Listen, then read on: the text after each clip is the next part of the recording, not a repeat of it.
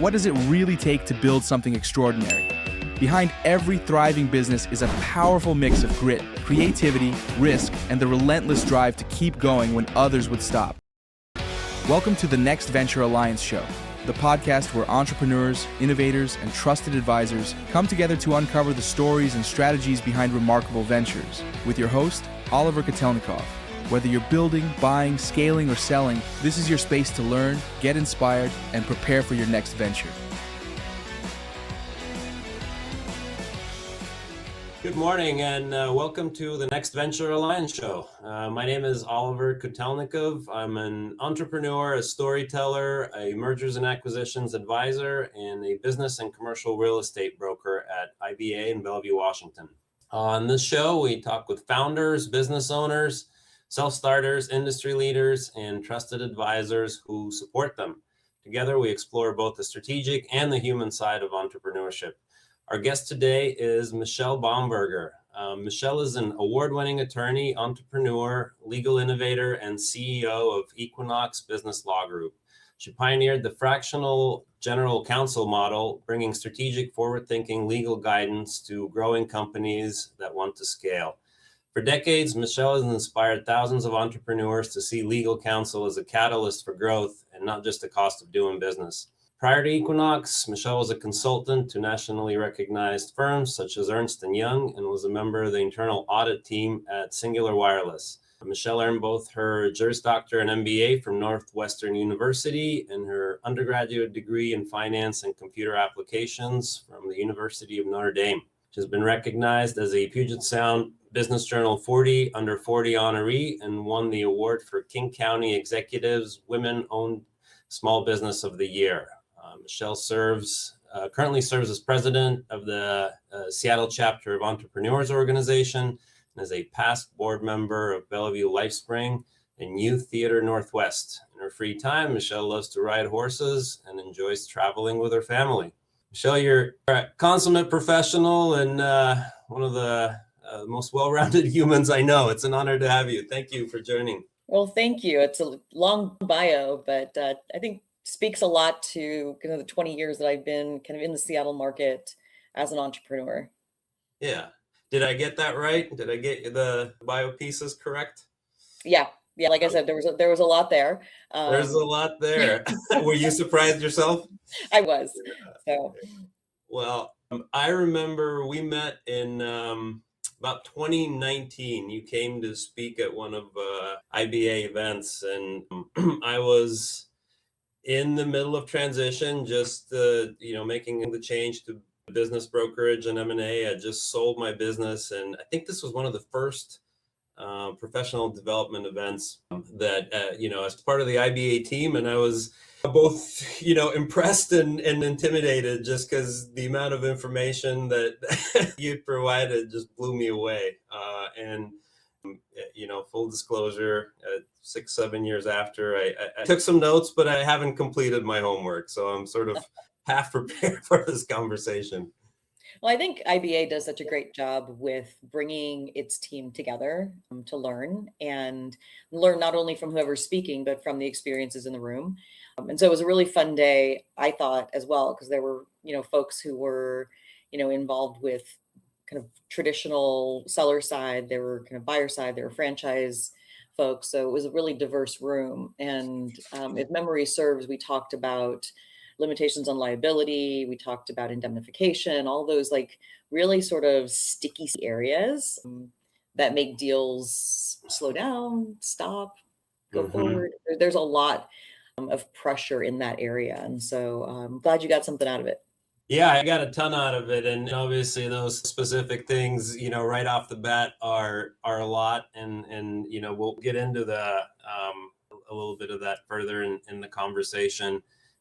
But how about, when did Equinox start, and maybe a little bit about your story and how we got to this point today?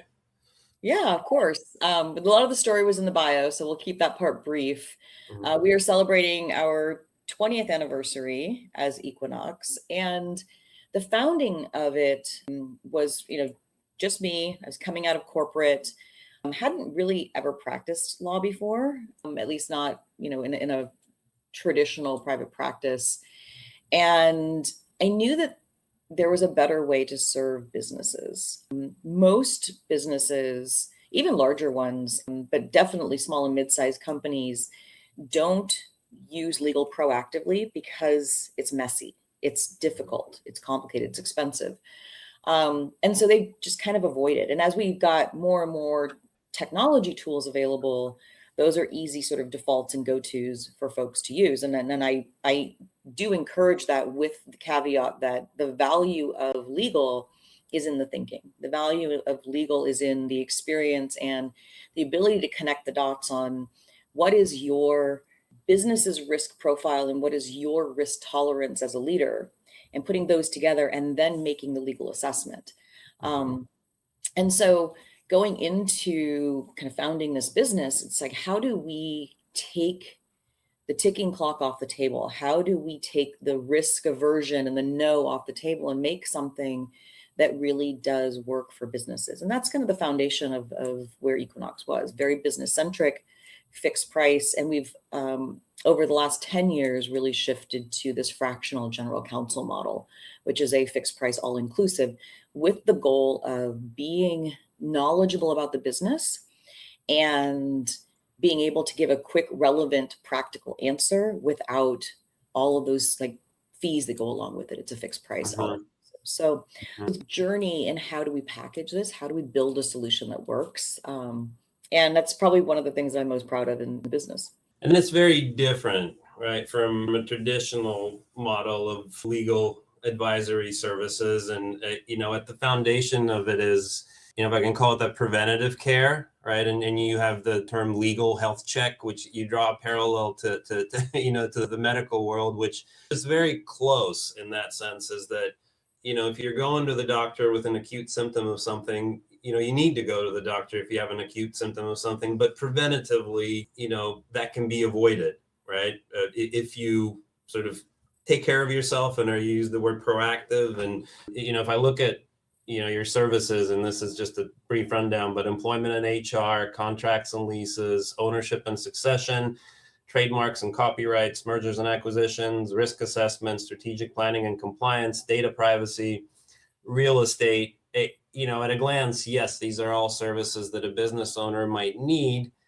An employment and HR issue doesn't have to happen if you're preventative about it, right? A data privacy breach need not occur if measures are taken. Succession planning, planning is the key word. Let's start early, right? Yeah. I mean, are those some of the building blocks? Absolutely. I think, in many cases, you're not going to stop the thing from happening, but what you will be is confident and prepared that when it happens, you have the infrastructure in place to mitigate the risk quickly, or completely. It depends on kind of, again, the nature of the problem. So, you look at employment, right? We can't stop someone from suing you. However, you can have the processes, procedures, policies, documents in place so that when and if that happens, you are ready. You've been doing the things right so that claim is not going to go very far. You use the example of the primary care physician, and we actually use that a lot. And yes, there's an acute issue. You go to your doctor. But the great thing about your primary care doctor is that they know that you were training for a marathon. They know that you had a back issue last year and were taking some medications. They know these things, and so they can connect those dots more readily. And what the industry has taught businesses is that you need a different lawyer for every issue, right? And if you have a different lawyer for every issue, great, at least you have them. I'm thrilled that you have them.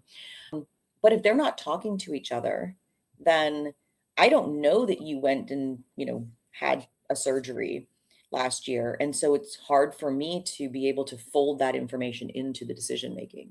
So we really look at ourselves as similar to that primary care doctor who's like, okay, yeah, I know the history. I know what you've been working on. I know that these things are your goals and what you've done in the past. So given all of that, here's the prescription for going forward. Here's the policies, here's the procedures, here's the documents.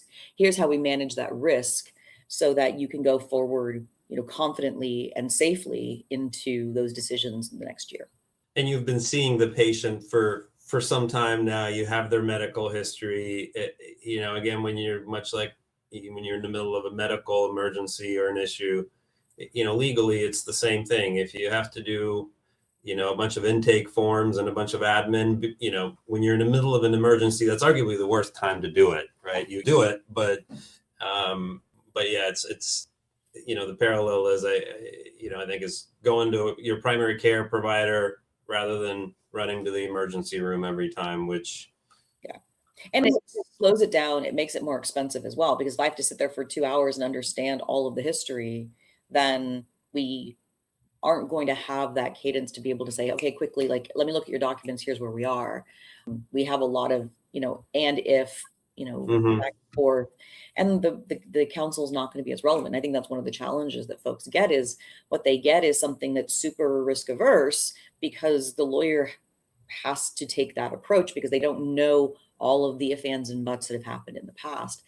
And so again, if you have that relationship with any professional advisor, I would say those people can then provide really relevant, timely guidance, because they know, again, where that business is and what your risk tolerance is. You mentioned, there's a pricing. I mean, how do you price something like that? And how are services priced, and having a general counsel and essentially an attorney on call, right, for a variety of issues? Yeah, it's been really interesting to see progress and how this has come together. And what we have found is that tailoring it to the business's needs, knowing that that's going to vary over time, is really the solution that we've taken. So we do an interview with the client. We say, what are the projects, based on our conversation, based on what they came in knowing for sure they had on their plate, what are the projects that you want to tackle over the next 6 months? It might be, hey, we have a, partner retiring, or we haven't looked at our employment documents in 5 years, or we're going into a new business relationship or expanding our geography, whatever those things are. And so we'll build out those known projects. And typically a 6-month period is a pretty reliable planning cycle, we found. I mean, yes, things change, there's no question. But in 6 months, we kind of know what we're going to be tackling as a business. So we build out a plan that includes those known projects. It might be 2, it might be 10, depends on what the business has on their radar. And then in addition to that, we know that the things are going to come up, the unexpected things are going to come up. And so based on the complexity of the business, based on the owner's sort of risk profile, we then build in those wraparound services. So they can call and say, hey, I got this nasty letter. What do I do with it? This employee just came in and said this. Can someone hop on a call and talk with me? We're getting ready to go into this new partnership.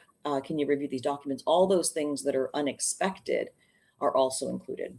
And then we do regular check-in meetings. We do a quarterly legal update, which is, hey, here are the laws that are coming down the pike, federal and state. Here's how they apply to you. Let's get everything trued up for when they go into effect. So it's our job to make sure that those things are happening proactively and in advance. So all that is packaged up into a 6-month plan. And then every 6 months, we do the same thing. Maybe we tackled 10 projects in the last 6 months, and there's not a lot. So it might bump down for 6 months because, hey, we're kind of in maintenance mode. And we know that going into, 2027, we're going to have this other, big thing happening. And so it just floats over time. And that's worked really well because we kind of just meet where it makes sense. Yeah, and the model makes a lot of sense. I like the legislative piece. So, you keep an eye on what's coming down kind of the pike, and you're able to build that into the next 6 months because something that's relevant to that particular business or that business owner is going to take effect, or something's going to be passed. And then so you provision for that in the next 6 months, saying, hey, we're going to need to look at these legal bills that are coming out that are going to have a pretty big effect on you. Yeah, a great example of that was when all of the non-compete changes were happening. And were happening both at the federal level, which were being challenged, but also Washington State and Oregon State were making changes as well. And so they were things that were happening fairly quickly. And so it's like, hey, we're just going to pull all your documents and we're going to just review them, talk through what those changes look like, and get those implemented for you. So they also understand what it is that is changing. It's not just us delivering a document, but hey, here's the difference between a non-compete and non-solicitation and a non-interference. And here's what's allowable, here's what's not allowable. So that when they go into their next conversation with a new employee or a new contractor, they're able to, understand what it is that they're allowed to agree to or put in writing. Yeah, and just even knowing, right? Same as in kind of in tax law, business owner just knowing that something is coming down and is going to be passed or enacted, whether that's tax or legal, is half of it. No matter what business owners say, you can commit to say, well, I'll just start watching, the legal landscape or start keeping an eye on the tax code. It's impossible to keep track of, right? Yeah. And again, you're just being ahead of it versus being informed, saying, okay, hey, now this is coming out, whether that's minimum wage, non-competes, or whatever it is. Yeah, and we really encourage both our clients and other advisors that we know to, lead in this area, right? Mm-hmm. So our clients should be able to rely upon advisors, even advisors, like you all at IBA, to be like, hey, here's stuff you need to know months and months in advance of when you need to do something about it, perhaps. And then some more months. Yeah.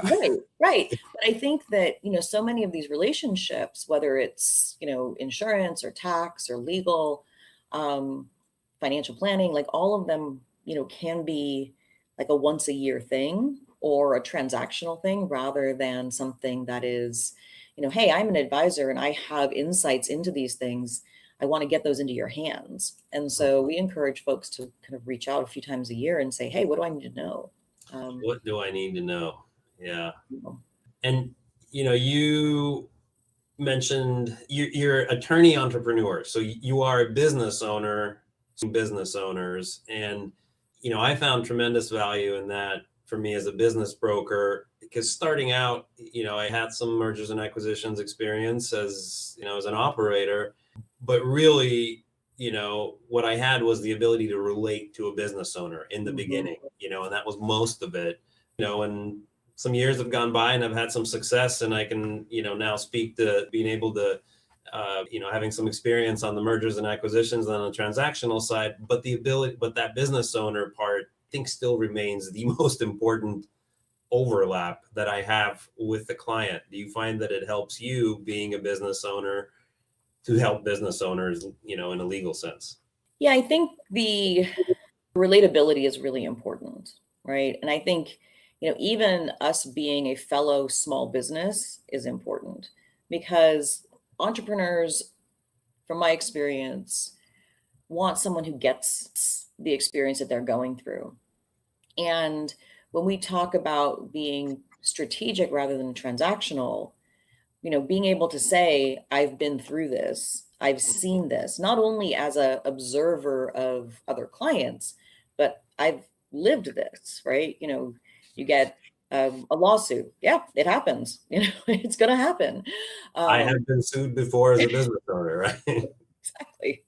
And the perspective that we can provide as peers, not just advisors. And so I think pairing those two things together is what stands out to a lot of entrepreneurial clients, is people who can relate to that emotional experience, not just the financial or just the, ego, but like this is an emotional roller coaster. And it's personal, it's not just business. And one of the things that we talk with our team about is the value of us being advisors is not just the risk and the paper and the documents. I said at the beginning, the value of the lawyer is in the thinking through the problem. And the more we understand who we're talking to, the better we're able to do that. So for example, you can have two identical businesses on paper, identical, and you put a different leadership team on top of it, and it's a totally different business because they make decisions differently. They react to things differently. And so we have clients who won't sign anything until it's fully reviewed and negotiated. And we have people who sign things left, right, and center without even having them in front of us.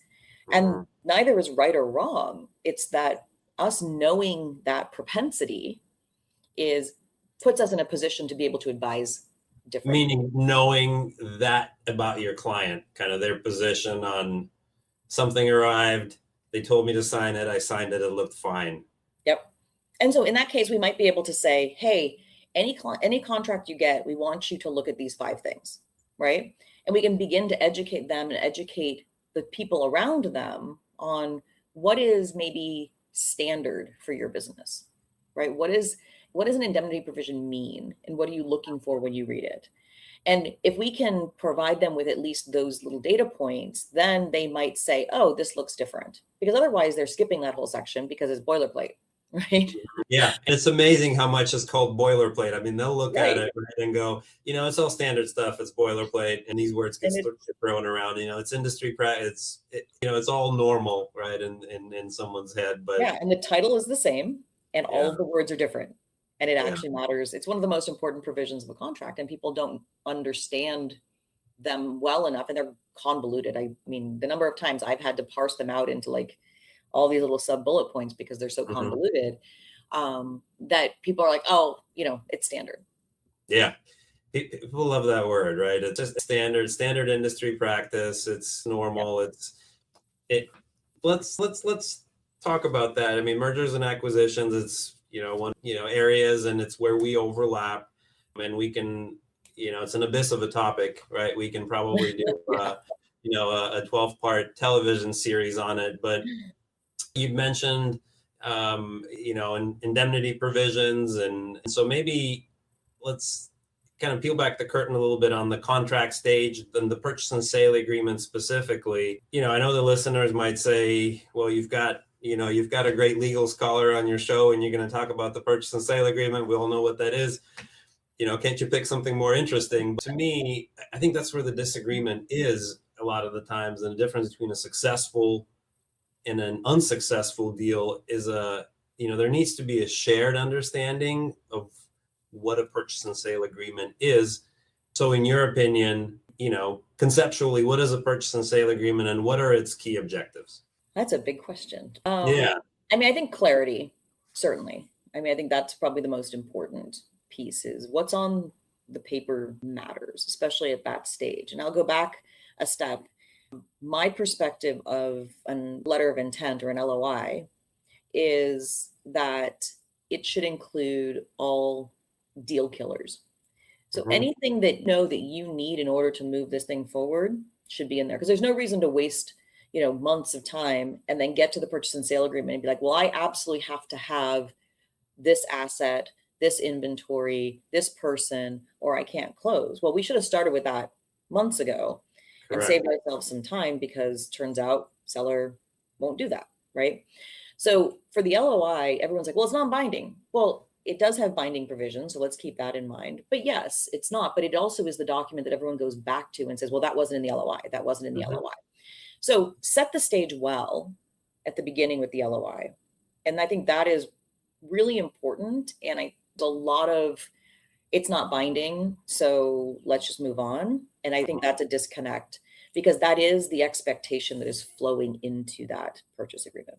So those two things are really important. I think the second piece that really drives the purchase agreement is due diligence. And due diligence is the part of the process where the buyer asks hundreds and hundreds of questions. The seller tries to answer them and gets very tired of answering questions. And you create this tension in the process. So the more prepared the seller can be for those questions, the easier it's going to be and the more confidence the buyer will have. And the reason I mention this is because of the purchase and sale agreement, probably half of it is the seller's representations and warranties. It's the part of the document where the seller promises that all these things are true, that there's no lawsuits pending, they've followed all of the laws, they filed all their taxes properly. And those words matter, right? And you'll see that buyers often, or sellers often, want to put to my knowledge, to the best of my knowledge. And buyers are like, no, you either know or you don't know. Right. And it's a really hard space. So again, if the seller is really prepared and has a very organized, set of documents that they're handing over, the buyer's got a lot more confidence. They're not going to nitpick as much in those representations and warranties. To me, for the seller, certainly that is the most important part of the document, because every single word in there has to be accurate or has to be disclosed as an exception.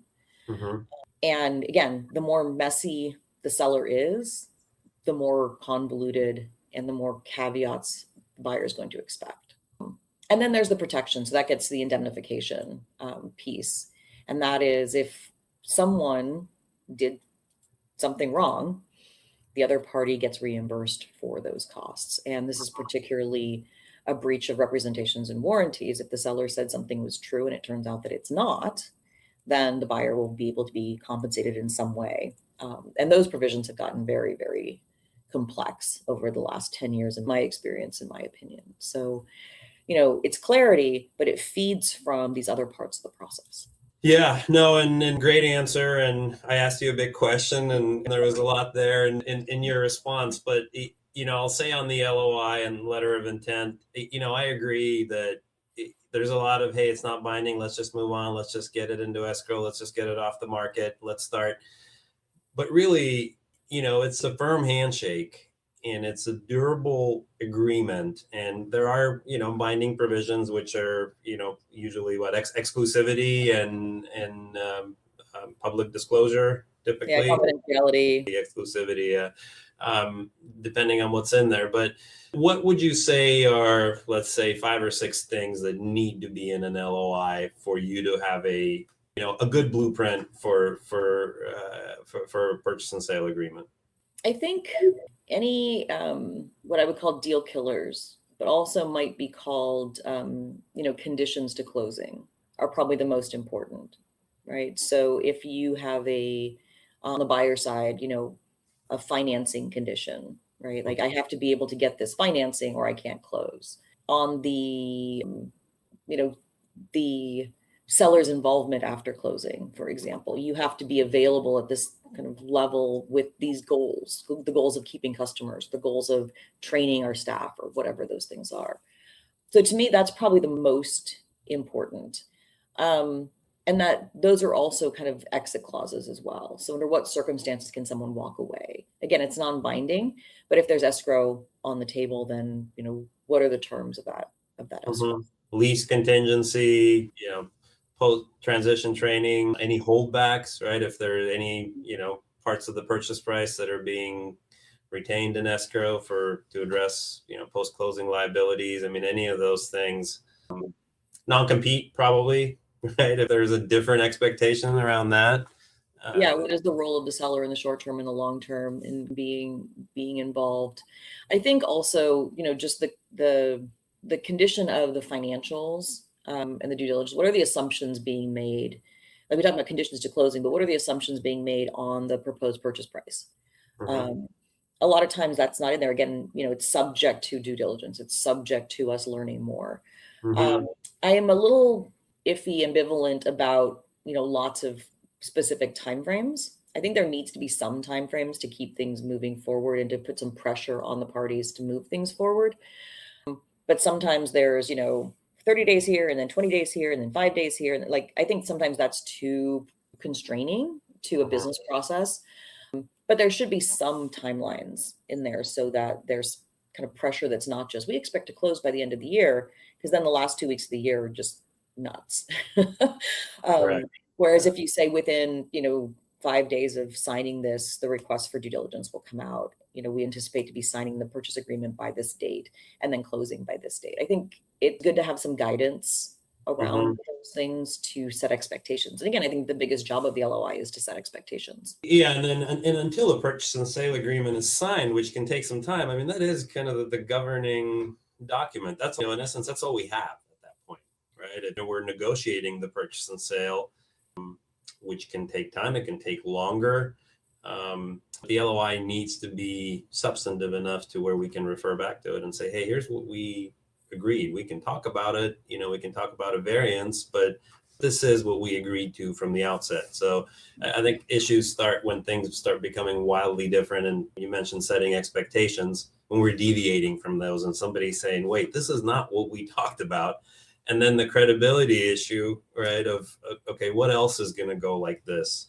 If we're just disregarding all prior agreements or forgetting that they happened, it starts deferring to trust very quickly, right? And parties say, well, this isn't, these people aren't who they say we were, and it gets personal. And so I think the LOI is a detailed enough LOI keeps parties from getting personal, right? And you can always refer back to this. It's not making this up. We agreed to this, right? Yeah, So. yeah, you got the ground rules in place. But you mentioned trust, and I think it's really important, even when it's not personal, there has to be, a foundation of trust and confidence. And that's where I kind of go back to the confidence a seller can put into a buyer based on what they know, what they can deliver, the timeliness of delivery. They're not just like, frantically scraping things together. I'll have those in 2 weeks after I create it because it was never created before. More that trust bond strengthens, and the buyer's like, oh, okay, this person knows their business and I have confidence in what I'm buying. And I mentioned earlier the tension that exists there, and the number of times that I've heard, sellers say, why don't they just trust me? Have you created, an environment that promotes trust? Because usually they're doing everything in good faith. It's just that the buyer is seeing these cracks, right? And so if you can avoid, and they're unfamiliar parties oftentimes, right? That have never met each other, that are all of a sudden brought together in what often is the biggest transaction of both of their lives. That's right. That's right. So I've all heard horror stories. They've all, and they all have these, composites of, sometimes inaccurate and incomplete information that, maybe friends or well-meaning advisors have said, oh, well, here's what should happen. Here's what you should do, right? And I think this is a lot of value in, bringing these advisors to the table, especially on the seller side, early, right? You probably have a similar experience, but oftentimes we're brought in after the LOI is signed. And then we're, hitting due diligence, and there's so much that's not, that's not done. There's not a data room prepared. There's not, and oftentimes that happens, right? Unexpected offer shows up, you're going full speed ahead with an unexpected offer. But on the, ideal side, someone is thinking about this, right? And I'm sure, I've heard this from, your team, other brokers. If I can be in there 18 months in advance, then we can start thinking about, what do we need to clean up? What do we need to make sure is pretty? What do we need to shore up for value purposes? Not only just for legal purposes or liability purposes, but you can actually increase value if you perhaps get that trademark, or you modify your contracts to be more readily assignable, or you put in place certain kinds of employment contracts to keep people. There's lots of things that can be done if you have reduced owner dependency. Don't be a bottleneck as the owner, and then it's an easier thing to buy. And so, how do we help, businesses to think that far ahead? And if you talk to the tax people, they're like, we want to know 5 years ahead so we can make any changes to the corporate structure that far in advance. So, because you have to have a certain runway on that corporate structure in order to take advantage of it. How do we help some of these business owners to begin thinking about this process long before they're expecting to do it? And from our business model standpoint, that we've done a number of businesses where they're like, hey, I'm probably going to sell in the next few years. Okay, let's start building that data room. Let's start going through a due diligence checklist. What are the things that we can, right now start to put in place that are going to make this business easier to buy? And again, part of our, fixed price, it's like, we're just going to build it in the background. We're going to do every month, we're going to do a couple of pieces of this. And in a year, you'll have a full kind of data room ready to go. And there's no, reason why a business owner is thinking like that, because they've never done this before, right?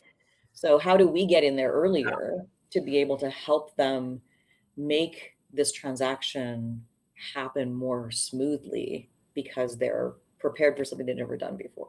And we advocate for, I call it the gift of time, meaning if you're not selling yet and you have 2 or 3 years, this is the perfect time, like you mentioned, without the pressure, is to start attending some of these things, gathering information, learning about the process, doing a trial run, due diligence in essence, right? So IBA does an evaluation prior to recommending a price or prior to bringing a business to market. That's the dress rehearsal for due diligence, because we ask for probably about 80% of what's going to be needed on, at least on the operational and the financial side of things. But also at that point, it would be great to have a team in place to where we can say, we can present the evaluation. A CPA can look at it and say, hey, here's your post-sale liability under this, or post-sale tax liability. Here are your estimated proceeds. I think you would be better off structuring this as an equity sale. Do you think that's going to be a problem? That comes back to the broker. If there's an attorney, I can run it by an attorney, by Equinox, and say, hey, do you see an issue with structuring this as an equity sale, or what do we need to do to optimize everything, right? And then after the sale is completed, the proceeds may be earmarked for some next venture or adventure, whatever the case may be, tax shelter, right? But trying to sort through all that, as you sometimes see, in due diligence, when there are already other pressures, or we're 2 weeks from closing and they're saying, well, how much am I going to pay in income tax, right? I love the gift And of now time. it just ends up being another pressure point at a time when it's absolutely least needed, right? Yeah. So I'm with you on time and the team, right? Time and team. If you have those two, you're probably going to achieve the best achievable outcome. Not optimal. It's never optimal. Things happen. But yeah, starting early is probably, and it doesn't cost anything to start early. It just requires shifting from planning, and planning is, probably the hardest thing for us as humans to do, because especially business owners, they have fires that they're putting out now. You're saying, hey, I need you to think about this thing that may or may not happen 3 years from now. Yeah. It's a tall order, but somehow the owner dependency is a big part of it. And so that practice is also really useful, right? If we can get folks to practice that, okay, who can do these roles for you? How do you step into that kind of CEO, on the business rather than in the business? Leadership role. And that's what separates, a business from a very highly paid job. Yeah. Right. And that's how a buyer looks at it, is, okay, am I just stepping into something where I will be well compensated, but will need to work? Or is this an actual something with an advantage of ownership? Because business ownership is risk, right? Mm-hmm. There's risk there. And so what are the upsides to it? And oftentimes they're leaving a position, again, trying to walk around the table and give the seller the view of the buyer, and they're saying, well, who do you represent? Well, I represent you, but we need to understand the market demand and how it's viewed, how it will be perceived. And the buyer's oftentimes leaving a position where they're already working and they're well compensated. What's the advantage here, right? Are they just shifting one job to another? So that's the owner dependency piece. But you'd mentioned due diligence, and I think those probably the four things that our sellers or parties are least prepared for are due diligence, the disclosures that then inform the reps and warranties, and the indemnifications, which are sort of the cures to things if we didn't say, if what we said wasn't accurate, right? So maybe about those. Fundamentally, what is a representation and warranty? What is a disclosure schedule? What is an indemnification? Yeah. So the representations and warranties, and again, this is usually a significant part of the document. And so the seller... We always say in that part, I say, there are many reasons to hire an attorney, but if they had to pick one, it's this document, purchase and sale agreement, and it's this section. Yeah. Right? What the seller is doing in this section is promising that certain things are true about the business. And this is where the buyer gets confidence in what they're acquiring, right? So with respect to taxes, right? All taxes have been paid, federal, state, local, fully and completely and accurately in accordance with GAAP, right? Let's just put something like that out there.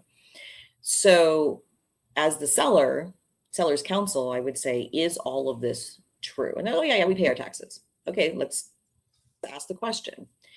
Did you use GAAP? What's GAAP? Here's most small businesses don't, and it's become less of a critical issue in recent years, but it's that level of nuance that matters in the reps and warranties. It will say all, it will say must versus may, it will say very, very definitive words. And so I universally tell sellers, you need to read through this with a fine-tooth comb, make sure every word is accurate. And sometimes this is 30 pages. It can be intense. You've got hazard, environmental, you've got all contracts, you've got tax, you've got employment, which probably has 15 paragraphs in and of itself. It goes on and on. And so you are representing and warranting that those words on the paper are true. So the schedules or the disclosures are exceptions. So for example, there are no threatened or active lawsuits, right? Well, we had this one complaint 3 months ago where they threatened litigation.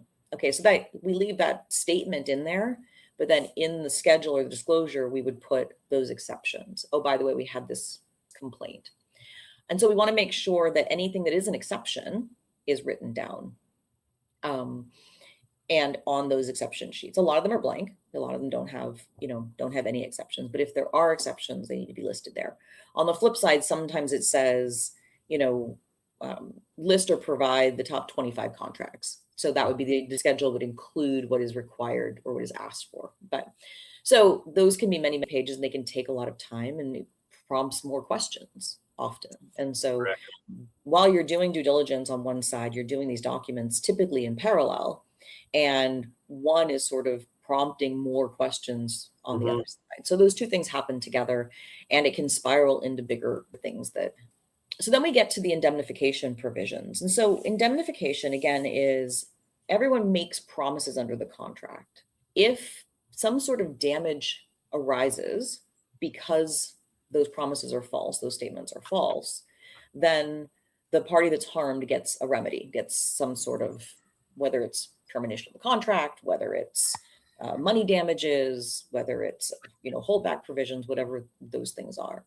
So if, for example, the seller says we are properly registered in every jurisdiction where we do business, and it turns out they never registered in Texas even though they have an employee there, and it turns out some letter comes from Texas and there's some penalties due for not properly registering, those would be costs and damages that the seller would have to indemnify the buyer for.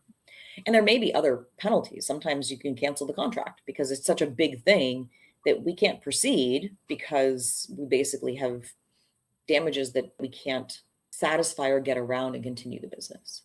I mentioned that, and I'm sure you've seen this, the indemnification provisions have gotten very complex in my experience over the last 10 years or so, where it'll say for, these reps and warranties, the indemnification only lasts for 2 years and it's capped at $50,000, again, depending on the size of the deal. These other ones last forever and don't have a cap. And these other ones only apply if the damages are more than $10,000, right? So there's all of these little buckets and movements because there are things that are basically mission critical that will destroy the business. I care about those, but I'm not going to nitpick over whether the inventory amount was, So, 1,000. like a fundamental rep and warranty, let's say environmental or tax matters, those live forever or limited by statute or something like Correct. that. Oftentimes they'd be the statute of limitations on something like that. Because once those statute of limitations passes, then there's no more risk. And so those will often be. But something like the business was properly set up as a corporation in the state of Washington, it's kind of a problem if it's not. Right. And you should know, right? It's not, so maybe we can talk about qualifiers of knowledge, and you touched on that, but some things you should just know, right? And you should be, and if you're not able to make that statement, then again, it prompts further questions. That's right. What are some of those things that it should just be a flat versus a modified? I think, a lot of times seller's counsel wants to qualify everything with, to the best of seller's knowledge. Mm-hmm. And I think the way I look at it is, as the owner, is this something you should know, right? Regardless of who you represent, right? I Yeah, mean, in fairness. correct. And I think the definition of knowledge comes up a lot too. How are we defining knowledge? Is it that, me as the owner actually knows this fact, which is a little bit different than me as the owner? I either know this fact, or after inquiry or reasonable inquiry of my leadership team knows this fact. Because as an absent owner, right, someone who's not in the business every single day, I don't know, I can actually say I didn't know that. Well, that doesn't really help the buyer either, right? So oftentimes there will be with due inquiry as well. So what should you know? Because you should know that you paid the taxes. You should know that your business is set up properly in every state. You should know that you're paying proper wages. And then a lot of times you'll see something that maybe you don't. So you would say there is no litigation, or to the knowledge of the seller, any threatened litigation, right? Or any pending litigation, right? So you may not know of every possible person out there who's thinking, "Ooh, I might sue them," right? Obviously, we don't know that. So they can get a little nuanced. But what I say to folks is, I suggest they read this. Is there anything that you're like, I don't know? Okay, let's talk about that. Let's talk about that one. And some of them are, if there are fines or fees or violations, like a parking ticket is a violation. Do you know that one of your 16 or 17 employees, whether they got one in the last 2 weeks, should you be tracking that? Who knows, right? But speaking on the employees, I mean, is that a recent development where the owners or the principals' knowledge is kind of commingled, or now that the employees or the management team's knowledge becomes the owner's knowledge, and they're indemnifying for that? So in essence, that they should know what the employees know or don't know. Well, I think the standard is as the owners of the business who are selling the business, you have a responsibility, a duty of loyalty, a duty of care to the company, right? So if you are an absent owner, then if I were the buyer, I would want more of that language around the due inquiry, Mm-hmm. right? Mm-hmm. If you are in the business, then you're going to be that person who's running it. So understanding kind of the role of the person who's selling it. And I think, there's a good faith component here as well. Like, I don't know, I didn't ask, I don't know, right? Like, Mm-hmm. we also want that, good faith language in there as well.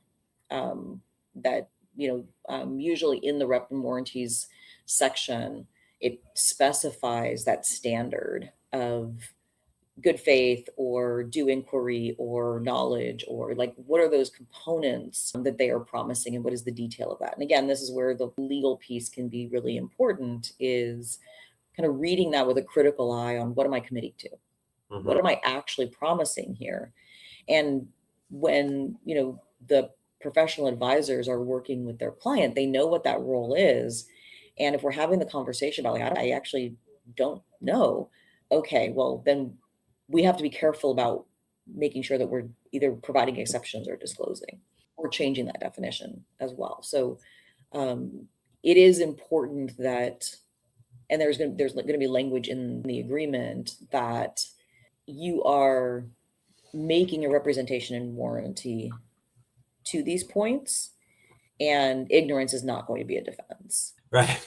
That's really well put. It's one of the things that you said at one of your recent seminars was that it stuck with me, was that it was about order of operations and when things happen. And like you mentioned, they, run parallel, right? And oftentimes, and that due diligence actually informs these other things. It informs disclosure schedules. It informs how the reps and warranties evolve and change based on what they're finding out, Mm-hmm. right? Because the buyer does have the opportunity to, look under the hood and conduct full diligence.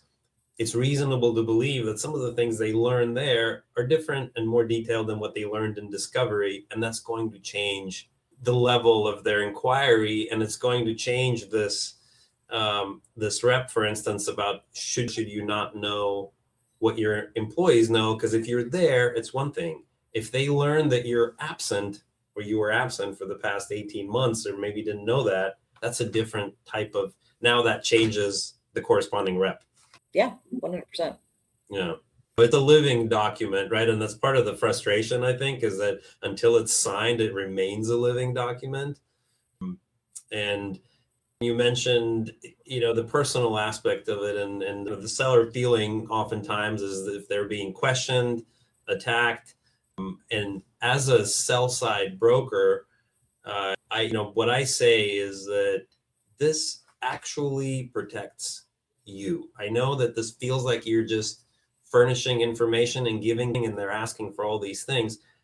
But at the end of the day, once it's all said and done, if you've told them everything, then you sleep at night, and you're as safe as you can. The more you say, the safer you are, in essence. Absolutely. You don't want to say the wrong things, but it does protect the seller, whereas it can feel like they're, running around and sort of taking orders. And I think that's part of the frustration is we already told them this. Why are they asking again? Well, it's based on additional diligence. Yeah, right? 100%.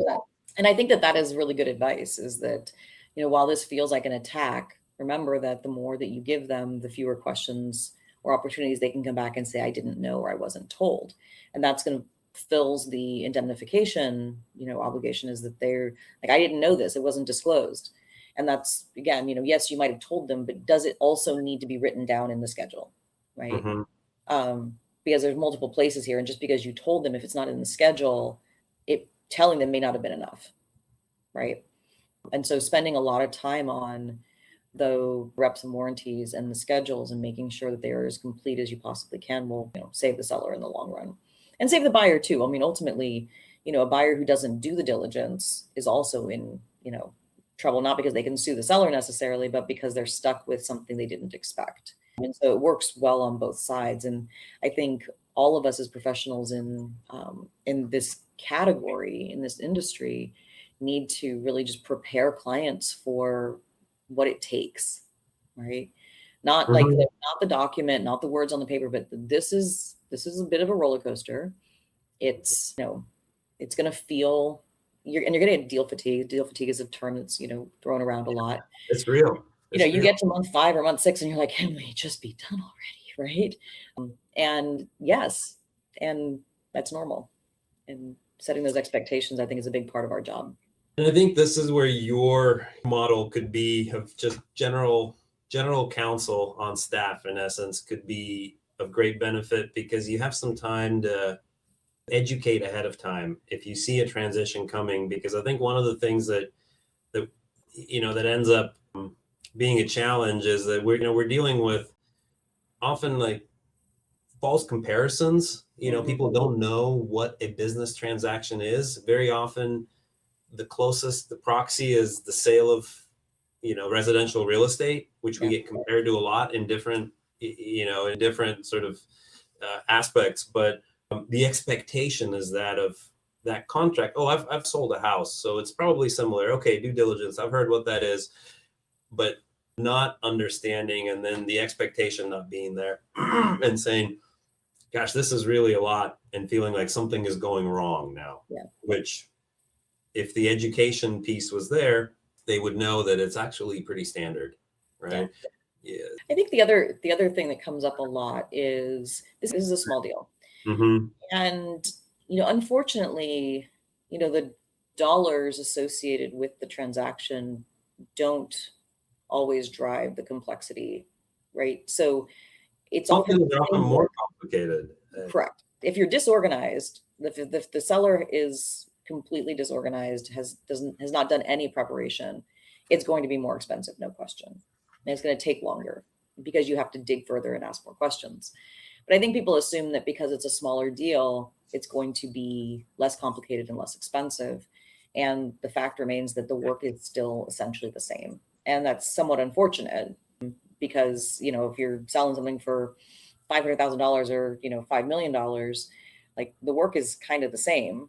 The nature of the business being sold definitely changes that and adjusts that. But that percentage of the deal value is it does not help the smaller deals so much. Yeah, there's more allocated, the costs hit a little harder. And that goes for brokerage fees and legal and accounting and the work still has to be done. But it doesn't but legal liability emerging from a small deal isn't any different, right, than it is in a larger deal. You still have to look at it the same way.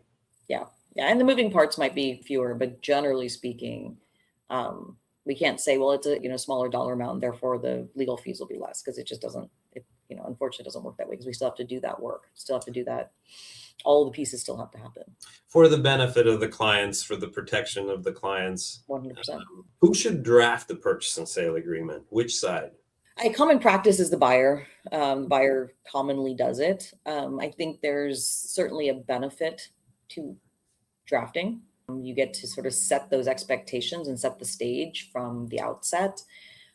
So that's what I would tell, anyone in the market is, like, you're better off if you get the first cut generally. And that's not necessarily more expensive also, right? People think, well, reviewing it's going to be less expensive than drafting. It's like, I don't know what we're going to get from the other side. So it's a known quantity if you draft it. But I would say 75% of the time, the buyer is in the expectation that they'll draft it.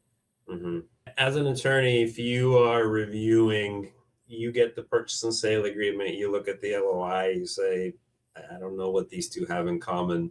Do you respond to it, or do you send it back and say, these aren't what we agreed to? I think if it's really different, it's either an email or a phone call that says, hey, here are some significant variances from the LOI. Was this something that the parties talked about and I just wasn't in the loop? I sort of set because there's a lot of times where the seller are having all kinds of conversations, and maybe they didn't get written down, or maybe they didn't get forwarded to me. So I would kind of go with the benefit of the doubt that someone is not intentionally, writing something up that's completely different. I think more likely what you get is something that is like the spirit of the LOI is in there, but all of sort of those liability provisions are written in a way to benefit one party significantly on the other side of the other. That might be style, that might be risk. It just depends. And so then you would kind of get into, hey, this feels a little out of balance. Let's talk about these things first. What I would want to do is focus on the things that are, again, deal killers, rather than redlining an entire, 50-page document. Let's get to the stuff that matters, and let's talk through that and make sure we're still a deal. And a lot of times I'll call the client and be like, hey, here's what this thing says. Is this something you talked to them about? And they might say, oh, yeah, I had that conversation, and I don't. You flesh it out, because it happens, and that's okay.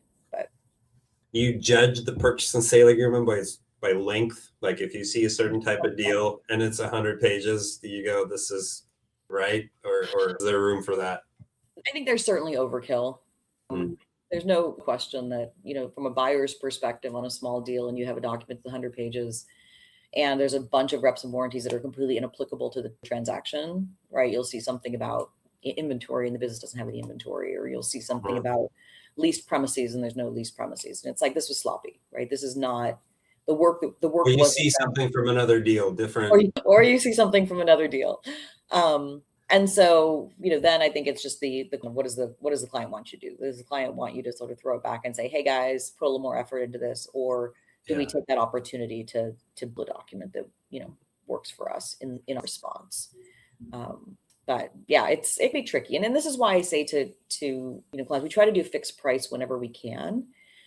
But on the other side, if we're getting a document that's 3 pages and doesn't cover anything, or 100 pages and is overkill and half of it's inapplicable, or something right in the middle, we just don't know until we see that document. We kind of wait and see what it looks like before we can provide that estimate or that pricing on it, because there's just as many of the 3 pagers and the 100 pagers as there are of it's a Goldilocks thing, right? Yeah, you can start peeling the layers. And sometimes, you often have ancillary documents, you have, employment agreements, you have security agreements to notes, you have personal guarantees, you have all, non-competes can range in length and size and complexity. You can have a lease and everything that goes with the lease. If they own the real estate, maybe are leasing it back. So it's sometimes more than just one document, which is another Yep. variance in expectations. It's like, we just hired you to draft one document, right? That is really important, is depending on the deal structure and the elements of the deal. Is this a ongoing employment agreement with the seller or a consulting agreement with the seller, or is it just built into the deal some transition services? Is there a promissory note? Is there, SBA financing? All those things are going to drive what are the components of the deal and what we can control and what we can't control, right? There are pieces of it that are pretty straightforward. We'll draft it. There'll be a few changes, no problem. And then there'll be things that are much more substantive in the negotiation.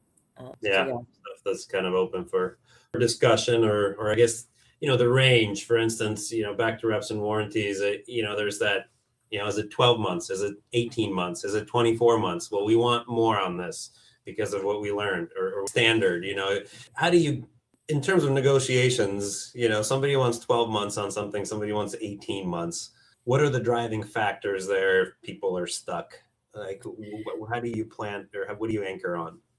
I think what you're looking for is what is the party worried about? Mm-hmm.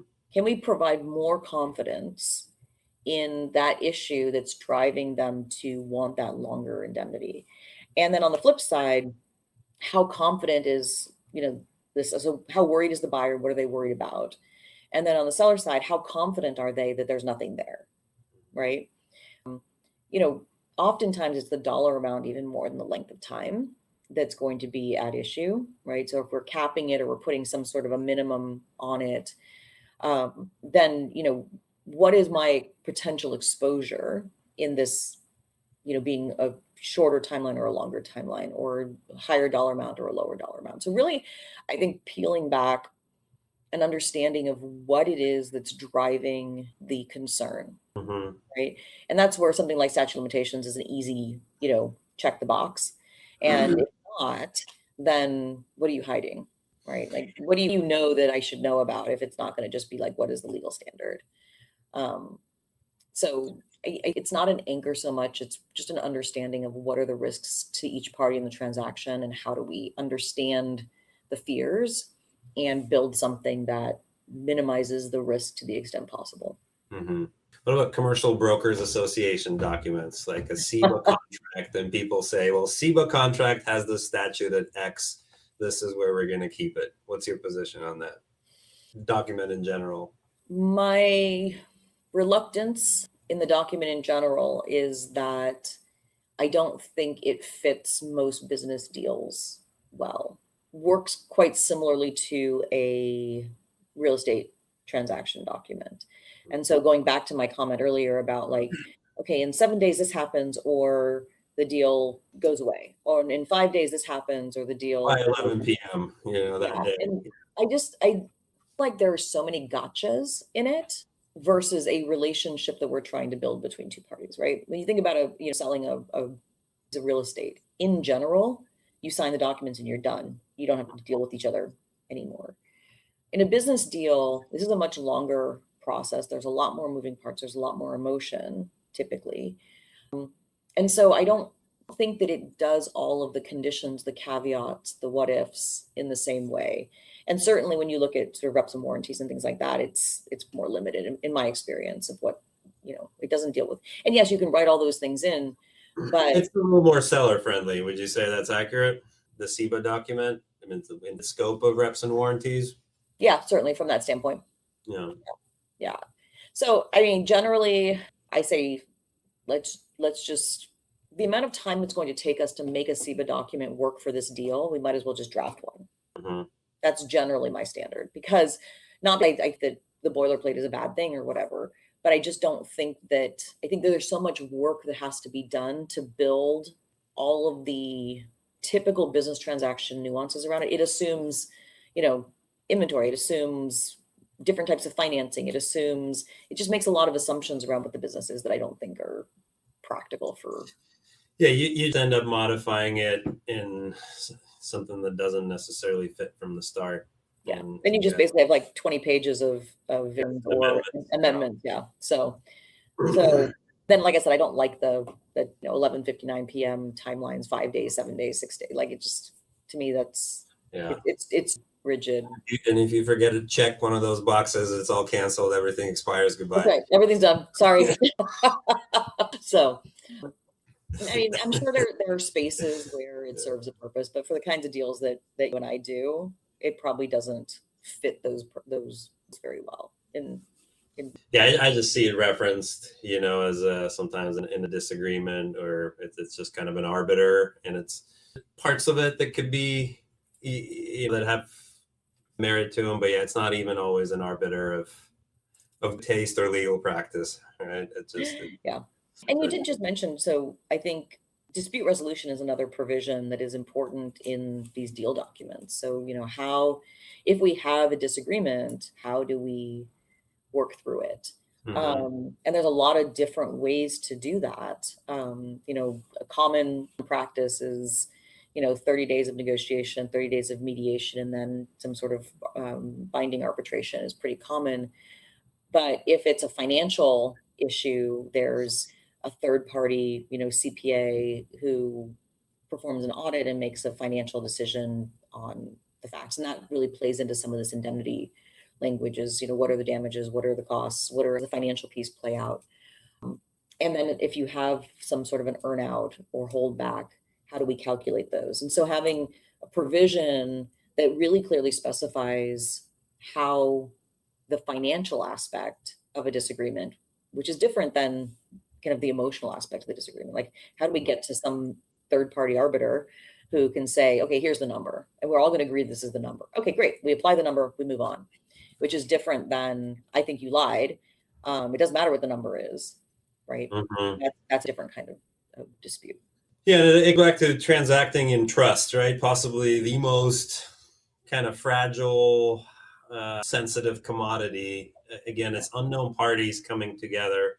It's trust but verify. I'm trying to verify something isn't, working, and then trust starts eroding, and then the emotional aspect of the deal takes over, right? And once the flame is burning, it's hard to put out, right? It's a lot, kind of an ounce of prevention is a pound of the cure in this case, where you just don't want to get it to a point where parties, sometimes through miscommunication, just don't trust each other, right? It's not that it's somebody said the wrong or lied. They just forgot to send that document when they said they would. Somebody was out of town, and now we can trust each other, which you really can't move the transaction forward. You have to unwind that, go back to the place of last trust, and then move the transaction forward. I mean, how do you handle those parts in the transaction when it gets that way? I think there's a lot of momentum that drives things to move forward, even maybe when they shouldn't, right? Making kind of the excuses, the caveats. I have one deal that comes to mind where, the parties knew each other, it was a industry kind of consolidation deal. And as we got into it became more apparent that the buyer wasn't who the seller thought they were. And you're so far along in the process that it's hard to walk away. And so I remember in this particular instance, the broker actually said, remember, you don't have to do this. Right? You weren't looking for this. You don't have to do this. And I remember that really striking me at the time as such an important thing to say in that moment, because those doubts were creeping in. The fact that it just didn't feel right anymore was creeping in. And they did end up closing deal. But that really just struck me as an important thing to be said in that moment in time. I think it's really just so that somebody can make a decision without feeling forced. Yep. Right? Somebody opens up that door and creates the space around still agency, still choice, still decision, multiple roads you choose. Yep. Right? And you can and kind of create some of that space. Yeah, and I had another deal, and then because of that experience that I just shared, had another deal where the seller was staying on in a professional capacity with a significant part of the purchase price being their salary and earn out following the deal. And one of the things that I said to them was, if this doesn't work out, are you still willing to do this deal if you have to give up all that salary? Because you want the freedom to be able to walk away. Mm-hmm. And it allowed them to, but they would have given up, a significant portion of the deal. And they said, yes, I can do this deal and feel okay if I walk away 6 months down the road. So I think it's probing and that the client understands the risk that they're taking in different stages of this. So if this thing feels off, if this thing is not going right, would you be willing to continue this right? And if not, do we walk away or do we need to change the deal in order to reflect your risk tolerance and what would be acceptable, both financially, emotionally, and everything else that goes along with it. And so I think it's kind of taking a step back and looking at it from not just the legal and the deal perspective, but like, what does the future look like for this person? And I'm sure you've had lots of experiences where people have, sellers have stayed on and they're like, I can't be an employee. I can't be an employee of this person, whatever that is, right? And being prepared for that is another huge benefit that we can provide, an obstacle for a lot of folks. Yeah, and the trick there is asking someone to prepare for something they have no idea what it is. Right? Somebody who's ran the company for 50 years doesn't know what it's like to be an employee, and you can't explain it to them. Right? So, but you can't ask them if you decide this is not okay for you. Yeah. Is this set up in a way that you could walk away? Or are you stuck because financially this is half the... Yeah, and that thing of helplessness of being stuck, I think is the one thing that as trusted advisors, we need to figure out a way to ask the right question to take that away. Because it's almost always takeawayable, right? You can, if you don't, like you said, force through the decision and pause at times when the momentum is there's a full head of steam and we're closing, we're moving. You're saying, okay, something has shifted, we need to pause. And you ask the right question because, and this probes a question, what is it to be a trusted advisor? Because oftentimes, they've run it through a million different times and they come to you to say, I don't understand anymore, Michelle, what should I do? Yeah. Right. And ultimately you're not buying or selling the business, but you're in a position, you are now being asked to give that advice, and the advice probably needs to be packaged in the form of the right question for them to keep thinking through it. Yeah. That sound accurate? Yeah, I think it really is, having that critical eye and having that experience to say, here's what I'm hearing from you. What are the doubts? What are the concerns? Okay, so let's take that down the road, 6 months, 12 months, 18 months, however long that deal because that relationship, as I mentioned, can go on for years, especially in situations where, the seller keeps the real estate and rents to the buyer, right? So the whole thing blows up where the seller doesn't want to work there anymore, hates this person, but yet they've got a 5-year lease of the property with them, which, you got to think about all the components of this long-term relationship. And so if this piece blows up, how does it affect everything around it? If there is anything around it. And so I do think we have a unique perspective, having seen these things occur, and going back to one of the first things you mentioned of being a business owner ourselves and being able to say, this experience might look like this, right? You have been fostering, building this baby for 50 years and now you're handing it off. This is not an easy thing, and relating to that and then saying now you're going to be put back into it in this other position, and I think even speaking to people who've been in that position is probably another thing. If you have folks who've been through that experience, positive and negative, giving them a potential option to talk to, others could another voice. Yeah. Another voice can be helpful. Yeah.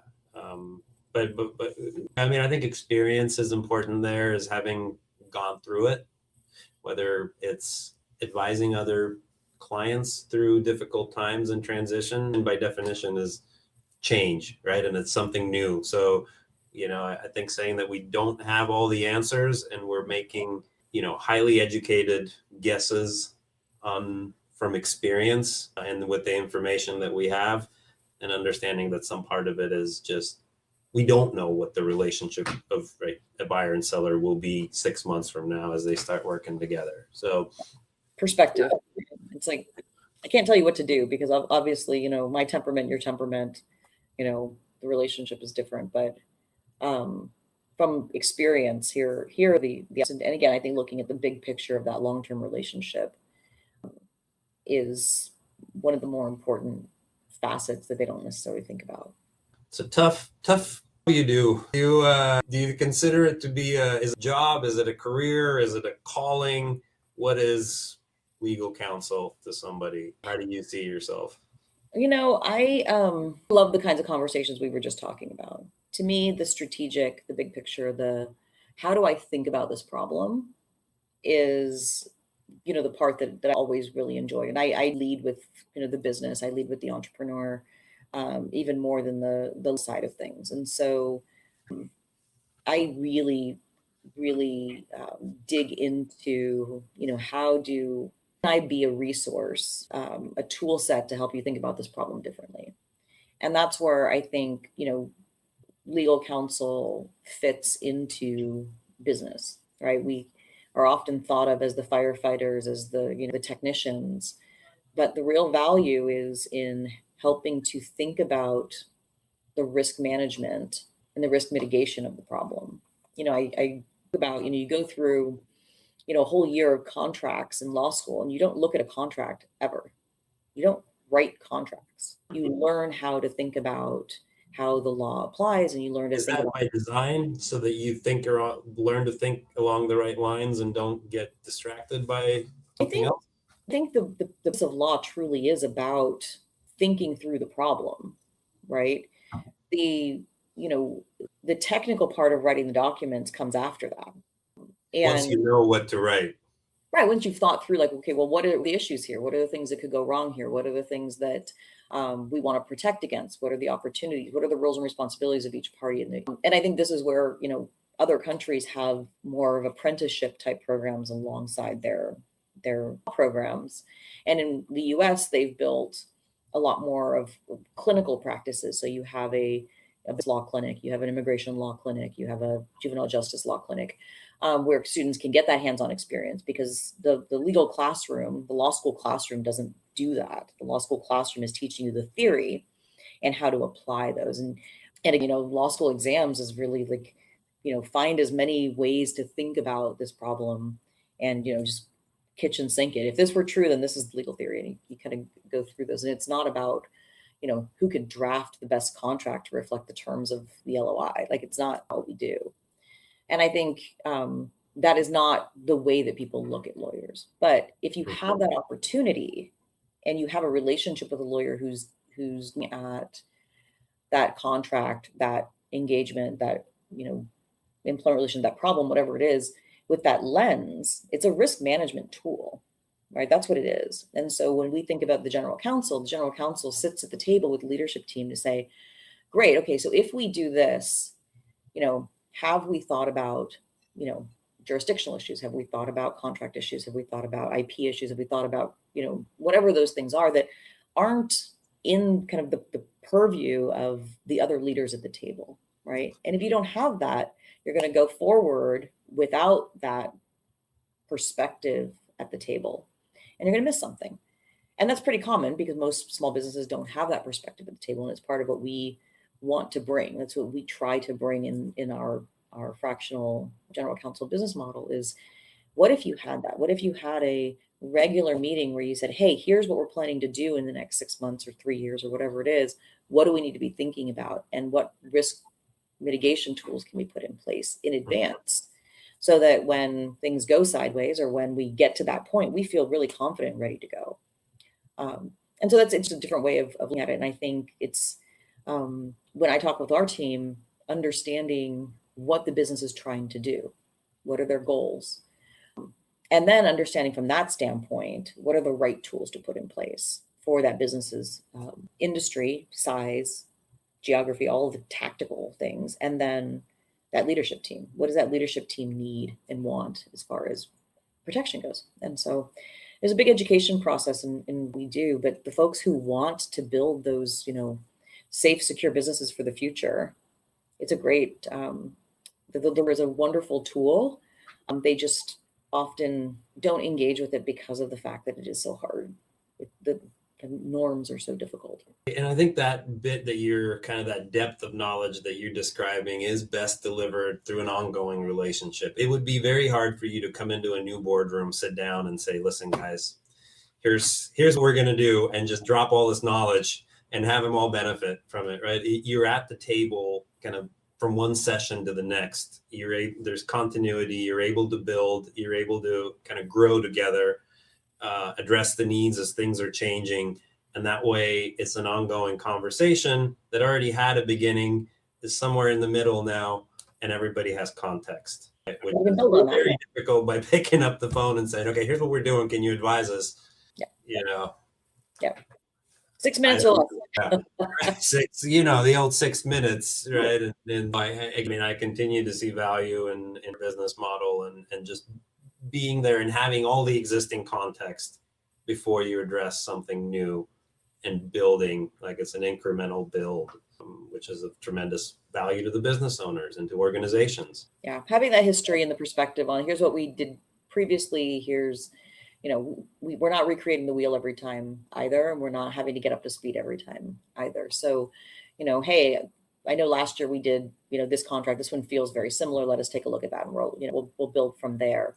And so it is a lot more efficient as well, because you're not, starting from scratch every time the phone rings. And again, it's for folks who really like to have active advisors. It's a really good model for them to be able to have that voice at the table on their terms. Again, we try to build it based on, what is your budget? What is your profile? What is your timeline? What are the projects you need to do? And let's tailor it for that need so that it's not too much or too little, and then shift it over time based on what the business needs. So, and understanding the value of the voice you're bringing is one that nobody in the organization has, right? It may not be things they like to hear. It may not be things they expect to hear. It's very often things that they don't know exist, right? If you were just regurgitating things that they already knew, there wouldn't be a ton of value, but you're often saying things, from a legal perspective, and like you said, problem solving, looking at, not saying these are the solutions or these problems are going to happen, but here's 1 through 10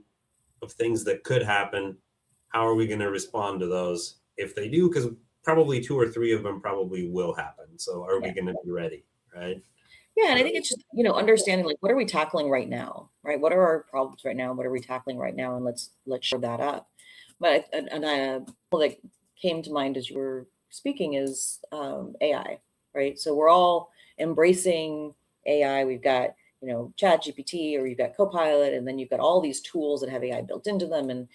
And business leaders aren't thinking about an AI policy for their business. When you talk to the leader, they either are going to say, oh, yeah, we're really encouraging people to use it. Or we're just telling people they can't use it. Yeah. And what does either one of those things really mean? Right? What does that mean? Right. And are you actually protecting the business with that mindset? Because the more definition you can give people, the more examples you can give people about here's what's expected, the better. Right. And the average person is using it anyway. Right. Whether you say yes or no, I mean, they may not be telling you, but are they, using it in a way that makes sense for your business and is protecting your business? So, for example, the one is putting confidential information into the public, the public domain of the environment. And, I think most people are aware of that at this point, but they may not even know whether they're doing it or not doing it, right? Because you haven't provided the protocols for that. So what's the concern? Give me an example, like somebody, like HR information, employee information, feeding it into Chat GPT, and then how can that be kind of misused or be harmful?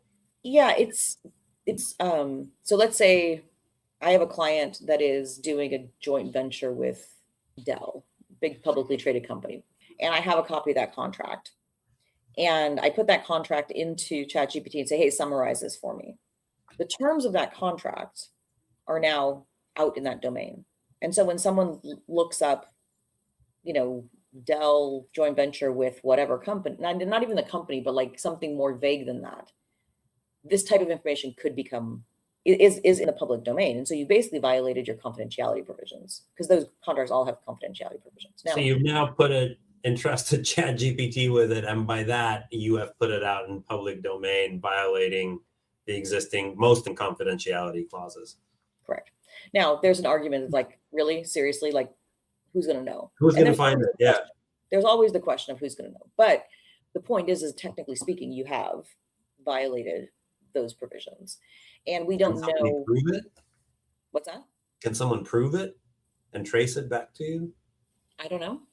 I mean, again, this is somewhat new. Yeah. But I'm not putting any client stuff in there. We use it a lot, and we have both a legal tool and we use Copilot. But I'm very cautious about anything that has names in it. Even going into our private space, that's one thing, but into any public space, that's another thing. And you can toggle that on and off. I think the bigger issue is, let's say the bigger issue is not understanding what you're doing, right? And even, a public company or, a company puts their financials in there for an analysis, and the financials are out there. Like, I don't know what the likelihood is today in the world for that to become an issue. But you put something out there, you put a profit and loss statement in there. On the top, it says Dell, a balance sheet of such and such, tax return of such and such. Now that's out there. And somebody says, here's the earnings for 2025. And there's all kinds of nuance around that. So that's I think one example. I think the other example is what tools people are using. We don't provide any guidance on what tools. Then you could have people using competing tools. You're not building infrastructure in the business for the future of that business's growth. So for our company, for example, we are trying, a few different tools for marketing and creative. And we've been doing this over the last couple of years. And it's amazing how quickly this has changed. And I guess it's not amazing if you've been using it. Like, you just sort of see how incredibly powerful it has become in the last year. But if I was, using 3 tools, and then, my marketing manager was using 3 tools, and, we have somebody over in client services who's using a couple other tools, like, let's consolidate this so that we're actually building capabilities, not just using the technology. What are we using it for? And is it actually building capability and intention in the business for how we're using AI? And that's, a little bigger, but just kind of going back to examples of things that are just not even on people's radars. We can say, a year ago, we started talking to people about AI policies and saying, okay, this is something that, people are talking about, people are using every day. Have you thought about what this would look like in your own business? And similar to, okay, this is our CRM, this is our QuickBooks software. Here's our AI software that we're all using, right? We're not each using something different, and it's officially kind of part of the company resource. And the companies there are, and I'm still trying to figure a lot of this out, because I'm definitely not but, I've done, quite a bit around, customer profiling and messaging and this and that. How do I put that in a place that we all can use the same thing? Right. So the idea of an LLM or a GPT, like, that is an insular thing that, Microsoft Copilot can go to this folder and pull all this content. And it does that somewhat already, but we want it to be in a place where we all can build on the same tool set, rather than each of us having our own chats happening in, 6 different arenas. And, we're not actually building a tool set or efficiency in the organization. So. Yeah, I think part of the challenge there is that technology is moving faster than anything else, right? It's moving faster than you, me, the people in our companies, the computers. Every week somebody has a new messenger, new phone, new way of communicating, new CRM, new data room. How do you standardize all of it? With the rate of change and the acceleration, I don't know that we'll ever catch up, but Well, and that's the sort of thing that, we do, again, try to help folks stay ahead of and stay aware of, right? Is the idea that you're thinking about it from a business efficiency or from a technology or capability. Where are the risks? And I did a talk a couple of months ago around, it was an AI conference, and the organizer was like, I just want like the fear mongering. I really want this to be about adoption. I want this to be about people getting excited about doing it.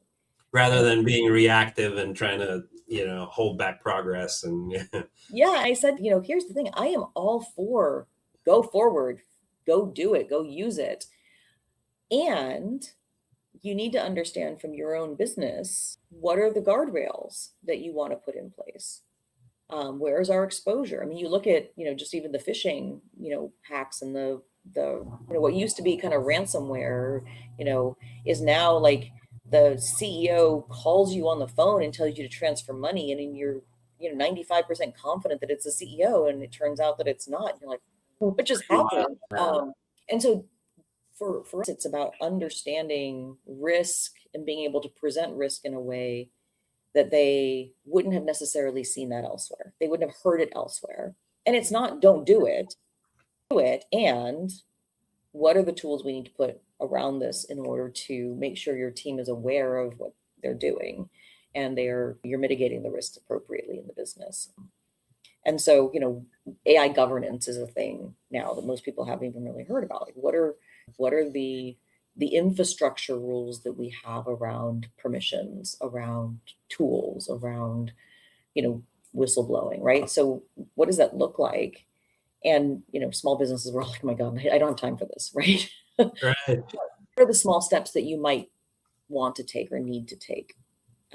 Like, for example, our IT company sends us these little, vignettes and quizzes around IT security, and it's silly, but it's a good reminder, right? It's a good reminder that, hey, double check that address before you respond, or whatever. So it doesn't have to be fear mongering. It's just kind of keeping people aware of risks as they change in the world.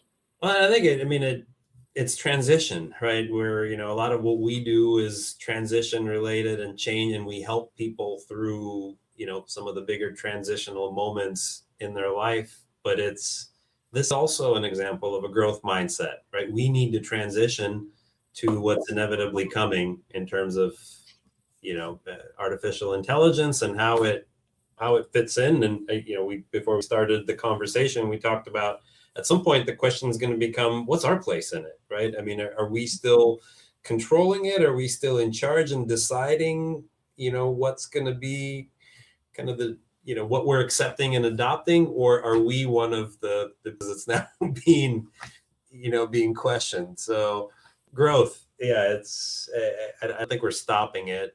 It's more, can you align with it? Can you? And be realistic about, what its role is, because it has a role. Right. I look at, my industry and I say, all of this drafting is going away from a human standpoint, right? There's no question about that. And as I mentioned, the lawyer's best use is in the thinking. Is that going away? Probably not in the short term. Eventually, maybe. But right now, the best, most important work is in helping business owners to think about the risks. How are we going to get there? How are we going to get there safely and securely and with a growth mindset so that our business is stronger in the future? And AI is a piece of that, and we'll just need to figure out how do we put the checks and balances in place so that we can leverage the technology for the things that the technology is good at, and leverage the people for the things that the people are uniquely good at. And I think that, again, perspective, you about us being, business owners and peers, being able to show up and say, here's what we're doing. We're also a small business, and I am completely paralyzed by some of the stuff, but here's the stuff that, we're working on. And I think that's that. And is the legal world and legislature and laws are going to be able to keep up with the rate of change of AI and say, is this legal, right? Do we even know if this is legal, or if there's, legal language or statutes around it, or, do we know whether some things are legal or illegal with AI because we don't have laws for them yet? Yeah. We were talking about Waymo the other day, the driving cars.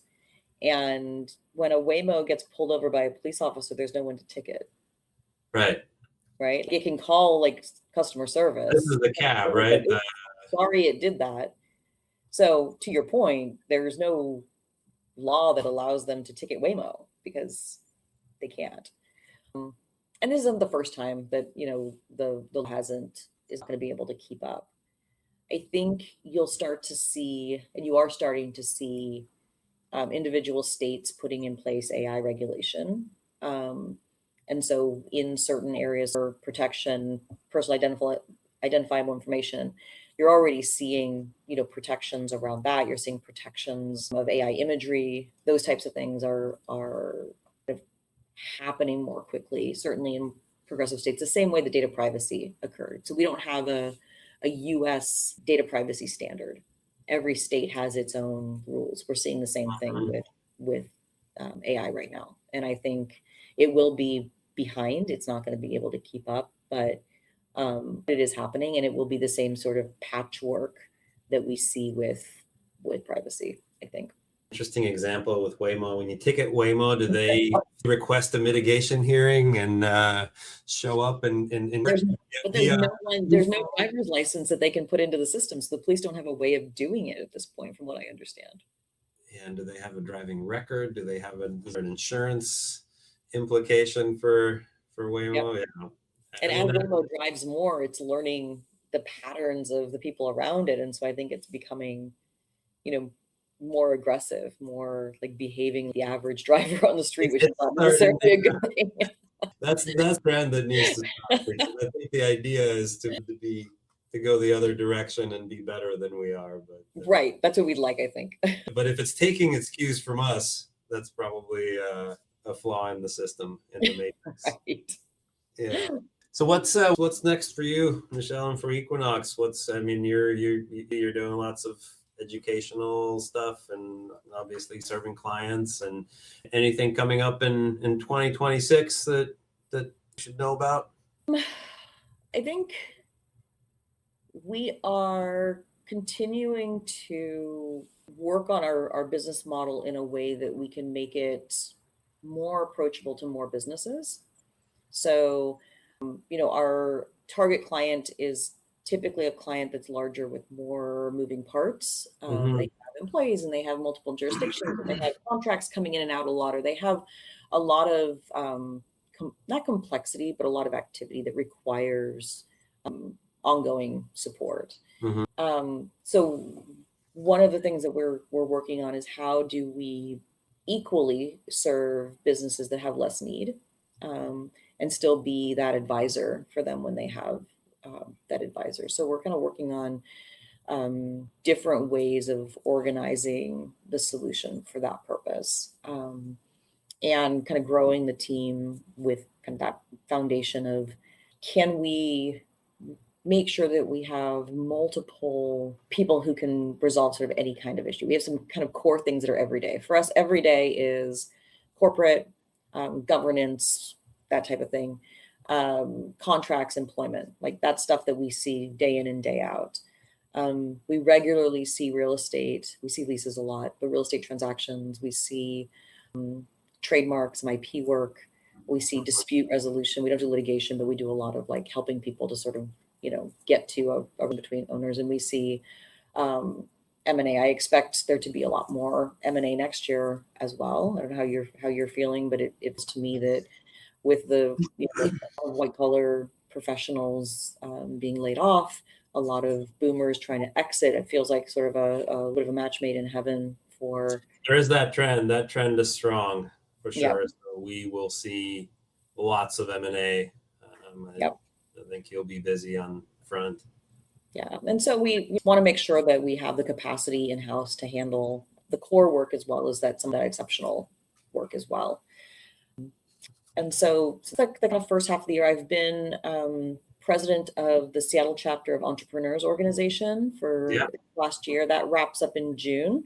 So that'll be a little freeing from that standpoint, but it's been just a great environment for me to grow my own leadership and to be around entrepreneurial peers in kind of a growth. So talk about that a little bit. What does the organization do exactly? Yeah, so it's an organization. It's known as EO. It's a global nonprofit based in the U.S. with about 200 chapters around the world, and it is about entrepreneurship, the growth of entrepreneurs being able to move the world forward. So collectively, we come together in small, confidential groups, similar to like a mastermind group or a Vistage type. Mm-hmm. While we have the common of being entrepreneurs, the focus is really around the 5% of our lives that we don't have anywhere to go with. So, and sure you can feel this coming from your entrepreneurial background as well. It's like there are a lot of things that you can't really share with your friends. You can't, your family's kind of tired of hearing. Your employees aren't the right place to go with it. And whether those are like the big victories or whether those are like the devastations, or I just can't figure this out. This is the place for that. And so we do deep dives and we work through that. And a lot of it is about personal growth. It's about, why am I showing up this way? How do I show up better? And so it's not necessarily about, I'm trying to figure out a new branding, or I'm trying to figure out, how customer acquisition strategy. It's about how do I be a better leader? So small groups, and then within the chapters, there are learning events. We had Amanda Knox speak earlier this year, really interesting about sort of grit and forgiveness. Really incredible speaker. And so some of those speakers are again about business tactics. Like, there was one on personal branding, for example, which is a hot topic right now, versus something that's really about, leadership development. And then we have social events. We have a massive holiday party that is just kind of, everyone comes and just sort of spends time together with that, again, that common glue of the 5% of life that we are willing to share with each other. A lot of that. And then beyond the chapter, there are regional events and global events. And it's just a fantastic place to grow as a entrepreneur, as a leader. It's all business owners or aspiring entrepreneurs, or who's like. So EO qualification for membership is that you are owner or controlling of a business of at least $1 million in revenue. And then there's a program that's called the EO Accelerator Program, which is fantastic. That's where I started.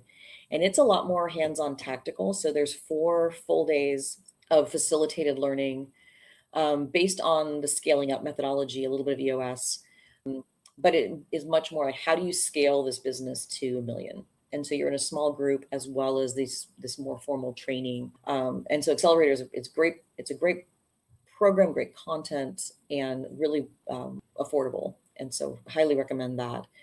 And so there's the $1 million kind of component, and then there's the sub-$1 million component as well, called the Accelerator. Mm-hmm. And is it something people can apply for, or do you have to be voted in, or kind of what's something? Yeah, like that? A little bit of both. We do a monthly information session to learn more, and then there's a quarterly what we call our day pass, where you get to kind of a trial for what the EO forum experience looks like. You get to meet a bunch of members, and then if you decide to move forward, there is an interview process as well. So it's mutual interview, I would say, because it's not for everyone. Like, not everyone can show up and is willing to go like complete, deep dive into the hardest things. Yeah, I mean, you need to bring something. You need to commit and share something that's meaningful and be vulnerable. And yeah, and that's where, I mean, there's a lot of power there, right? There's a lot of power in that. But it's not. It is definitely a place where I have grown so much in the years that I've been involved, and just built relationships with peers that are some of my best friends. But that's coming to an end in June, you said? The presidency is not my membership. I've been a member since Accelerator for 3 years, and then I joined EO in 2020, right before COVID. I'll go back to being a regular member and past president at that point. So It'll be a load off. I mean, you just. It's been fun though. It's been really fun. Well, I would imagine that it's challenging, that these are successful, individuals and entrepreneurs who need to be led or want to be led and you need to bring. I don't think that there's a session you can phone in. Yeah, as one of the president. So huge benefits of EO also is the leadership training that they provide of your path of leadership. You join the board and then choose to be president, and then there's regional roles and global roles. I mean, you can kind of take this however you want, um, but the idea of leading peers is a whole different skill set, right? You don't have that actual authority, and so having a board of people who are equally busy and they've got their own lives, and this is something they're volunteering to do, and we want to provide a incredible experience for members.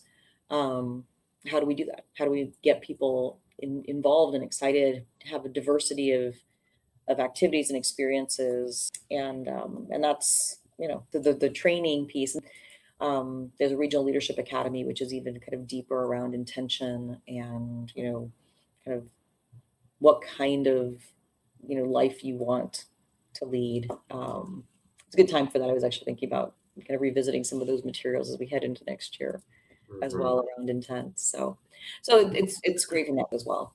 I'm going to revisit the brochure you handed me in 2019 and look through it and make sure that I see how much of it I've actually learned. Yeah, no, it's great. It's really a great place, and I've been able to travel quite a lot just being on the board and meeting leaders from other chapters around the world.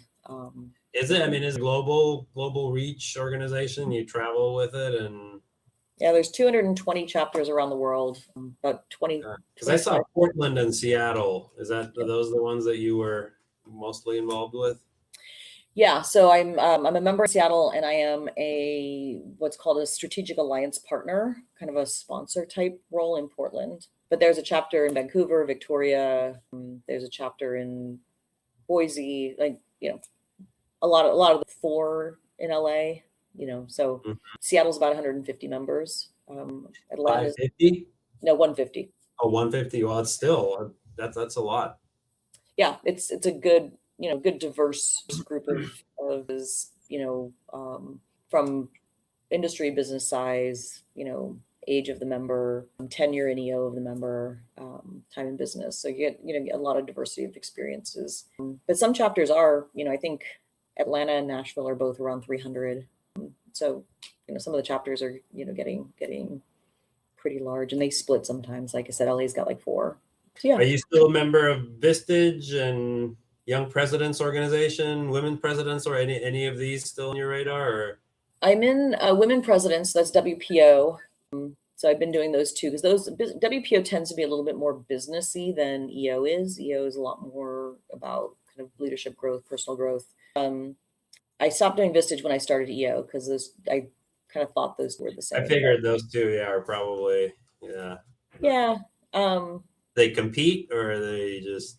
They do, although an insider in both, they're not the Vistage. I was in a trusted advisor group, which is different than a CEO group. Although about half the people in the trusted advisor group were also owners of their business. I said that I'm not really here for referrals. I'm here for the business work that needs to be done. And then there is YPO, which is Young Presidents. Young Presidents, yeah. On that one. So yeah, those are just EO and WPO are my 2. All right. Well, this has been a great conversation, Michelle. As always, eye-opening and educational and entertaining. I love talking to you. Appreciate you coming on. Yeah, thanks so much for the invitation. It's not often that we get to just sit down and dig in, so I really appreciate it. Yeah, like I said, we could probably do 6 or 7 more parts to the sale agreement, which to me, by the way, constructed correctly, reads like a book. It has a beginning, a middle, and an end. It's not this, of a document that doesn't make any sense. I mean, it does actually hold together, and each part has its. But I appreciate you breaking it down. I do think needs more that level education before people ever look at it. Just to kind of get the ground level, what it is and what it's trying to achieve. I think they're fun documents to work on too. I think they're all in their own way. Happy to dig if that's helpful. But you think the drafting of it is going away on behalf of kind of legal counsel with AI? That they'll eventually. I mean, maybe not, but certainly if you have, I can see in the very short term, you have an LOI and you have a standard, purchase and sale agreement from a buyer side or a seller side, and you put in some specific criteria, so you have the LOI and then you have maybe some questions and you say, create it. It can do that now. So, and it will, from your setting, it will be a reasonably well put together document. Yeah, because you're giving it the tools, right? Yeah. Like I'm assuming at this point, you've got one or more baseline versions that you want to work off of, and then you tell it, here are the things that I want you to think about based on, maybe the buyer, the seller, the industry, the LOI. I think with a handful of questions, it's totally doable. No, it still needs oversight. No question. I'm not suggesting that it's done at that point, but you could get probably. I think it's in the same place as self-driving cars. Like it's really close. It still needs some oversight to where most drivers probably yet wouldn't close their eyes and let it do a thing completely. Whereas, like most attorneys probably wouldn't blindly let it draft. But I'm with you that the critical thinking part is good. To me, it really wants to agree with you still, which is a problem, right? It should look at it critically, like a fractional general counsel, and say, good stuff, great ideas, here's how we can improve, and here's what you did wrong, or have that critical eye, I think is what it's missing. You can ask it to do that too. Yeah. Right. So you can say, I want you to find, all the risks, or I want you to point out the risks that you see based on something, right? You've got something to. So I think that's part of the problem is, it's not, you can't just say, write me a purchase and sale agreement. You need to be able to say, here are the conditions, here are the, here's who you and your job is, right? And your job might be your opposing counsel. What is opposing counsel going to ask, right? So I think there's a lot of learning in how we as users maximize AI. I think it is, yeah. I mean, the user was necessary, but then it will say, that's a great idea, Michelle. I can't believe I didn't think of it. Let me but it's, someone told me that you can change that so it doesn't do that, because I do think that's everything I say is a great idea. I know. To me, that's at a certain point becomes suspicious. I'm like, I can't be saying everything right. You need to be a little more. I promise I won't shut you down or change, the platform. I'll still be using you, even if you're a little critical of me. No. Well, again, thank you so much for having me. It was, and keep me posted on when it's ready to go live, and happy to share. And where can if to reach out and learn more about you and Equinox? Yeah, our website is equinox.law, and on our website we have a contact page. We also have the legal health check that you mentioned earlier. Highly recommend it. Yeah, it's about 5 go through, and you get a full kind of report that I think is a great tool to use with your leadership team as well as with your advisors. It provides just some on where you might have gaps to take a look. So that is a great tool, and we're happy to do it online. That's something that people can do on the website. Okay. Yep. You just follow the links to the legal health check. And at the end of that, you are welcome to set up a time to talk to us about the results, any questions you have, like you're like, hey, I don't even know what this data privacy thing is, or, I'd like to talk more about my employment documents, whatever those things are. We're happy to do a little bit of a deeper dive into that business health check results, if that's helpful as well. So, and then I'm quite on LinkedIn, so feel free to check in with me on LinkedIn, and I'd be happy to spend some time talking with you about how we work. And your newsletter, that's available. People can click subscribe on LinkedIn and receive it. Yeah. So there's a LinkedIn version of the newsletter, which is kind of cool. And then there's the email version, which if you go to our website, I think at the bottom where there's subscribe to our newsletter there too. We've been doing it for many, many years. We get marks from people on the fact that it's a kind of executive level, business focused tool. So check it out. Yeah, very timely, very relevant. Also highly recommended. Michelle, Happy New Year.